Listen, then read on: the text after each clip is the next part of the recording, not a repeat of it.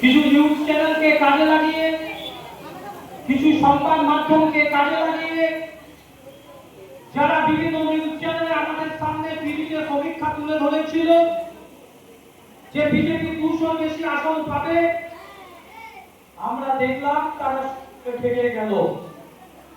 তারপরে এলো 2024, এরা আবার নিউজ চ্যানেলকে কাজে লাগালো, কাজে লাগিয়ে বলল যে এবারে আমরা 20টার বেশি আসন পাবো পশ্চিম বাংলার, 30টার বেশি আসন পাবো। তৃণমূল 8-9-এ নেমে গেল।